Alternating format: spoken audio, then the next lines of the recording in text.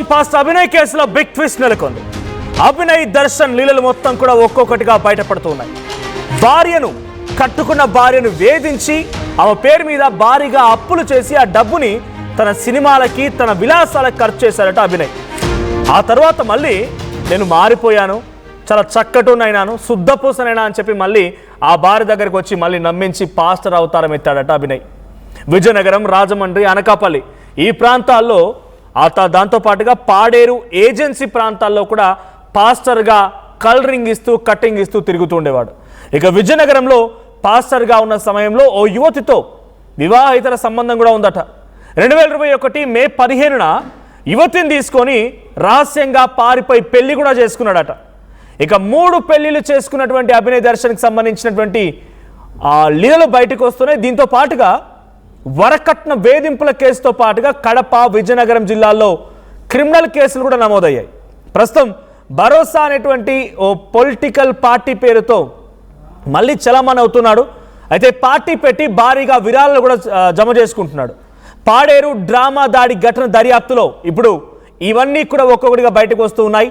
So ఒకటి కడప, విజయనగరం ఈ జిల్లాల్లో ఆయన పైన నమోదైనటువంటి క్రిమినల్ కేసులతో పాటుగా విజయనగరంలో ఒక వివాహేతర సంబంధం, ఆ ప్రాంతాల్లో వరకట్నపు వేధింపు కేసులు కూడా ఉన్నాయి. ముందుగా తను కట్టుకున్నటువంటి భార్యని నమ్మించి మోసగించి ఆ భార్య పేరు మీద అప్పులు చేసి ఒక కార్ తీసుకొని విలాసాలకి తర్వాత పిచ్చి వేషాలకి మొత్తానికి డబ్బు ఉపయోగించేవాడట. ఆ తర్వాత ఆ డబ్బులన్నీ ఖర్చు అయిపోయి మళ్ళీ తిరిగి భార్య దగ్గరికి వచ్చి నేను మారిపోయినా, నేను చక్కడోన్ అయిపోయినా, నేను చాలా శుద్ధపూసని సత్యపూసని చెప్పి మళ్ళీ తిరిగి వచ్చి ఇప్పుడు మళ్ళీ ఆ వ్యక్తి ఆ భార్యతో ఉంటున్నట్టు నటిస్తూనే ఇంకొన్ని పెళ్లి కూడా చేసుకుని మొత్తంగా 3 పెళ్లిలు అయిపోయాయి అటు అభినయ్ దర్శన్కి. ఓ పొలిటికల్ పార్టీ పెట్టి భారీ ఎత్తున విరాళాలు సమకూర్చుకుంటున్నాడు, విరాళాలు జమ చేస్తున్నాడు. కొన్ని లక్షల డబ్బులు డైరెక్ట్గా ఫోన్పే స్కానర్లు పెట్టి స్కాన్ చేయగానే 100 రూపాయలు చూపిస్తుంది. 100 రూపాయలతోని మనం పేమెంట్ చేయాలి. ఒకరా ఇద్దరా? ఏజెన్సీ ప్రాంతాలు, ఈయన పాదయాత్ర మొత్తం ఏజెన్సీ ప్రాంతాల్లోనే. ఏజెన్సీ ప్రాంతంలో అమాయకపు జనం నుంచి డబ్బులు వసూలు చేస్తున్నాడట. పోలీసులు ఈ డ్రామాని ఛేదించారు. ఆయనపై దాడి కూడా తనంతట తాను. ఎంత మూర్ఖుడైనా, ఎంత పిచ్చోడైనా, ఎవడైనా నావే దాడి చేసుకోవాలని చెప్పి ఆలోచిస్తాడా?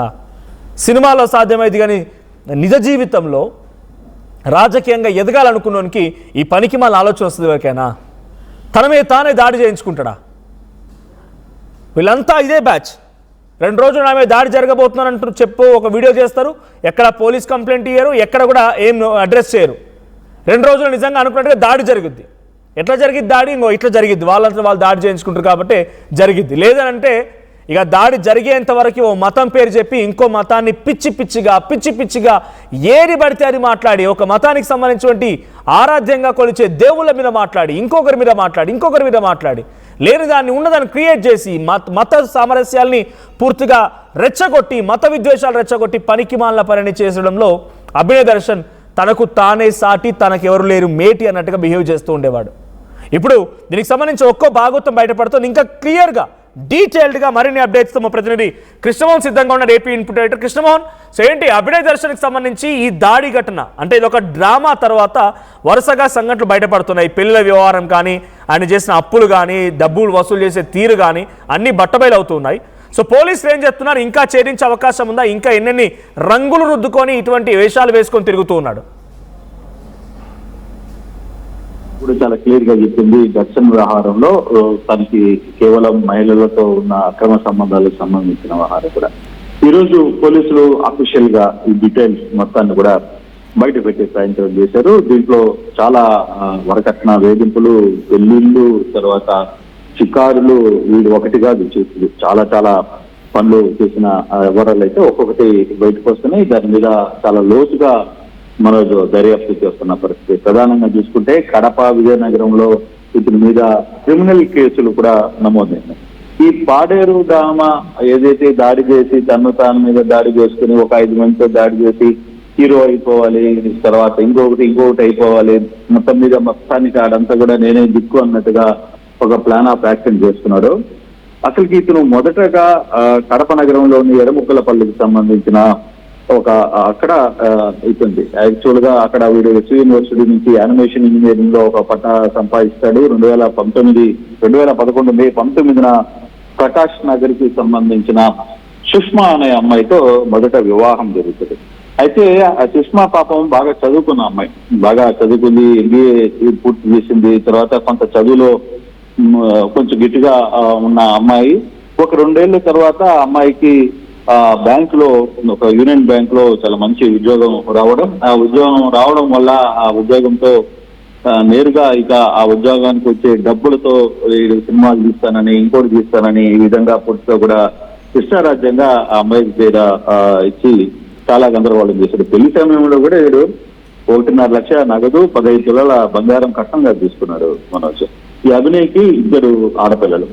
సో ఈ వ్యవహారం యూనియన్ బ్యాంక్ తర్వాత రావడంతో ఉద్యోగం హైదరాబాద్ కి మణికొండకి బయలుదేరారు. మణికొండలో సినిమా పిచ్చి పడుతుంది. అక్కడ ఆ అమ్మాయి దగ్గర నుంచి లోన్స్, ఆస్తులు, ఆ అమ్మాయి పేరు మీద ఉన్న కుటుంబ సభ్యులు ఇచ్చిన వాళ్ళ అత్తగారు, అంటే వాళ్ళ అమ్మగారు ఇచ్చిన ఆస్తులు అన్నిటినీ వీడిని నమ్మి మొత్తం కూడా అప్పులు చేయడం, తర్వాత అన్ని కూడా కాజేసే ప్రయత్నంలోకి వెళ్ళిపోతాడు. తర్వాత హైదరాబాద్ నుంచి, అక్కడి నుంచి మళ్ళీ భార్యకు కడపకి చేసుకుంటుంది. అప్పటికే ఈ అమ్మాయికి కొంత డౌట్ వస్తుంది వీడి మీద. వీడు ఏంటి, వీడి వ్యవహారం ఏంటి, వీడి పనితీరు ఏంటి, వీడు వ్యవహరిస్తున్న ఆహారం మీద పూర్తిగా కూడా సుష్మా అభిషేక్ కి ఆ వ్యవహారం మీద చాలా పూర్తిగా కూడా డౌట్ వస్తుంది. ఇందాక మీరు చెప్తున్నట్టుగా ₹1,00,00,000 కట్నం లాగా తీసుకున్నాడంటే నిజంగానే షాక్ అయిపోయాను. అంటే ఏం పని చేస్తూ ఉండేవాడు, ఆ కట్నం ఏంటి, ఇంత మొత్తంలో అటు ఆ పిల్లనిచ్చినటువంటి తల్లిదండ్రులు కానీ ఎందుకు ఇవ్వాల్సి వచ్చింది, ఏం చెప్పి వాళ్ళని ఈ రకంగా మోసం చేశాడు? కోటి కాదు, 1,50,000 కట్నం నగదు, 16 తులాలు బంగారం. అంటే అమ్మాయి బాగా చదువుకున్న అమ్మాయి, ఇంట్లో పెద్దలే కుదిర్చారు ఈ పెళ్లిని. కాకపోతే ఈ సుష్మా పాపం గుడ్డిగా నమ్మి ఆ అమ్మాయికి బ్యాంకులో మంచి ఉద్యోగం రావడం ఆ అమ్మాయి అదృష్టం. అందువల్ల ఆ 2 పిల్లల్ని జాగ్రత్తగా అమ్మాయి కాపాడుకుంటూ వస్తుంటే భర్త మాత్రం ఈ పిచ్చి వేషాలు, పిచ్చి వ్యవహారాలు, వీడి సినిమాలు, షికార్లు, అక్కడున్న యాంకర్లు, తర్వాత అక్కడున్న ఇతర వ్యవహారాలు, సినిమాలో స్టేజ్ లో ఉన్న వాళ్ళందరూ చుట్టూ తిరుగుతూ ఎవరు పడితే వాళ్ళతో తిరగడం, ఇవన్నీ చేస్తూ చాలా వ్యవహారాలు చేస్తున్నాడు. తన వ్యక్తిగత విలాసాల కోసం అయితే దాదాపుగా అమ్మాయిని పూర్తిగా అప్పుల పాలు చేశాడు. ఆ అమ్మాయి నిన్న టీవీతో కూడా మాట్లాడుతున్నప్పుడు అసలు ఇంత అప్పుల పాలు చేసిన దాని వల్ల నేను ఏ విధంగా నష్టపోయానని కూడా చెప్పాను. అయితే ఈ లోపల మళ్ళీ భార్య దగ్గరికి వచ్చి, నేను ఇంకా సినిమాల జోలికి వెళ్ళను, నేను పాస్టర్ గా మారుతాను, నేను పాస్టర్ గా అంటే సరే మళ్ళీ నమ్మి మళ్ళీ అతనికి కొంత డబ్బు సాయం చేస్తుంది. HDFC బ్యాంకులో మళ్ళీ లోన్లు తీసుకొని సరే ఏదో బాగుపడతానంటున్నాడు కదా అని చెప్పి భార్య భర్త మీద ఉన్న మమకారంతో మళ్ళీ లోన్ తీసుకుని ఇచ్చే ప్రయత్నం అయితే చేస్తుంది. ఈ లోపల విజయనగరంలోకి వెళ్ళి ఇక్కడ రాజమండ్రి, విజయనగరం, అనకాపల్లి, పాడేరు ప్రాంతాల్లో, అలాగే తెలంగాణలోని కొన్ని ప్రాంతాల్లో స్వతంత్ర పాస్టర్లుగా సేవలు చేస్తూ విజయనగరంలో పాస్టర్ గా ఉన్న సమయంలో ఒక యూత్తో 2021 మే 15న ఆమెను తీసుకుని పోయి రహస్యంగా పెళ్లి చేసుకుంటాడు.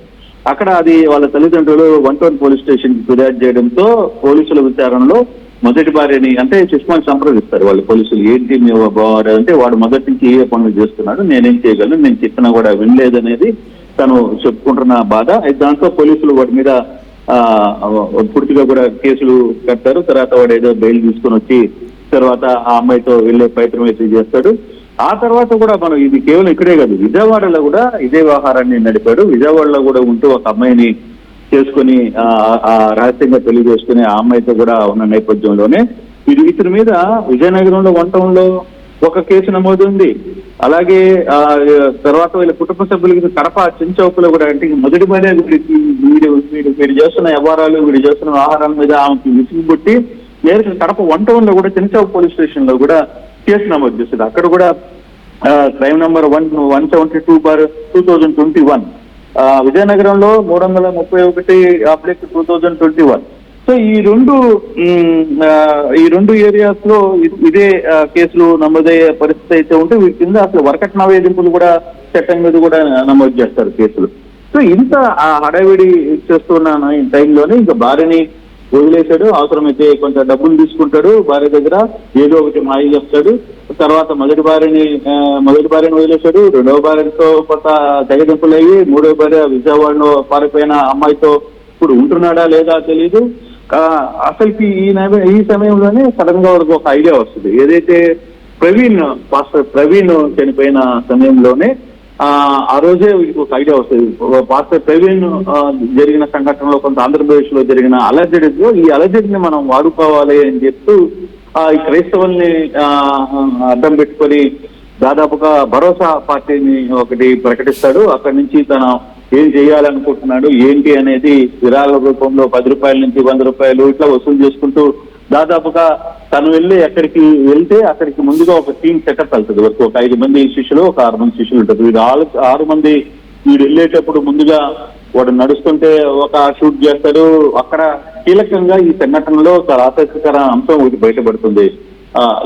ఏదైతే నేను జరిగిన ఈ డ్రామా ఎపిసోడ్ లో విశాఖపట్నానికి అంటే పాడేరుకి విశాఖపట్నానికి సంబంధించిన ఒక మీడియా వ్యక్తి అతనికి పూర్తిగా సహకరిస్తాడు. ఈ షూట్ అంతా అతనే చేస్తాడు. అవన్నీ చేసి కేవలం ఆంధ్రప్రదేశ్ మీడియాకి పంపిస్తే వీడి గురించి కొంత సమాచారం ఉంది కాబట్టి హైదరాబాద్ లో మనం నేరుగా పంపిస్తే అక్కడ వాళ్ళకి పూర్తి వివరాలు తెలియదు కాబట్టి దీన్ని వీడి మీద దాడిగా వ్యవహరిస్తారనే దాని మీదనే కొంతమంది వ్యక్తులు అక్కడ పూర్తిగా కూడా అతనితో హైదరాబాద్ కి పంపించి హైదరాబాద్ నుంచి ఈ వ్యవహారాన్ని మీడియాలో వచ్చే విధంగా తయారు చేయడం, దీని అంతా కూడా ఒక ప్లాన్ ఆఫ్ యాక్షన్ చేశారు. అయితే దీంట్లో ఇప్పుడు అసలుకి వీడికి కడప లింకులు ఏంటి అనేది ఒక దర్యాప్తు జరుగుతుంది. అంటే వీడు పొలిటికల్ గా వ్యవహారాన్ని నడుస్తున్నాడు. సరే భార్య పిల్లల్ని మోసం చేశాడు, తర్వాత వాడేదో గాలికి తిరిగాడు, ఇవన్నీ పక్కన పెడితే ఇంత పెద్ద కుట్ర చేయడానికి అంటే ఒక ఆంధ్రప్రదేశ్ లో అలజడి సృష్టించడానికి అంటే క్రైస్తవుల పట్ల ఇక్కడ ఏదో జరిగిపోతుంది అనే ఒక అలజడిని సృష్టించడానికి ఈ వ్యవహారాన్ని నడిపాడు అనేది చాలా క్లియర్ గా అర్థమవుతోంది. అప్పుడు కూడా ప్రవీణ్ పగడాల చనిపోయినప్పుడు కూడా కొంతమంది పాస్టర్లు వ్యవహరించిన తీరు ఏ విధంగా వివాదం అయిందో స్టిల్ ఈ రోజు కూడా దీనికి సంబంధించిన వ్యవహారంలో కూడా అటువంటి వివాదమే జరుగుతుంది. దానికి ఒక ప్లాన్ ఆఫ్ యాక్షన్ వీడు ముందుగానే చేసుకున్నాడు అనేది. అంటే రాష్ట్రంలో లేనిపోని అశాంతిని క్రియేట్ చేసి ప్రభుత్వ ప్రతిష్టను దిగజేందుకు కొందరు పార్టీ నేతలతో వీడు కలిసి ఈ వ్యవహారాన్ని అంతా కూడా నడిపారు అనేది కొంత పోలీసులో తెలుస్తుంది. అసలుకి ఈ అభినయ్కి ఈ కుట్రకోణం ఏంటి, కుట్రకోణం వెనకాలేంటి, ఒక్కొక్కటి నిన్న మొదటి భార్యను కూడా పోలీసులు కడప నుంచి వైజాగ్ కి పిలిపించారు. వైజాగ్ లో కొంత ఇంటరాగేషన్ చేస్తున్నారు. దాంతో ఆ అమ్మాయి మొత్తం మొదటి నుంచి చెప్పింది, బాబు నేను ఇప్పుడు కాదు చెప్పడం వీడి గురించి, నేను కడప సెంచౌక్ లో వాడి మీద కంప్లైంట్ ఇచ్చాను. అట్ ద సేమ్ టైం విజయవాడలో జరిగిన ఇష్యూలో కూడా నేను అప్పుడే చెప్పాను, వీడికి ఆల్రెడీ ఒక విజయనగరంలో ఒక అమ్మాయిని పెళ్లి చేసుకున్నాడు.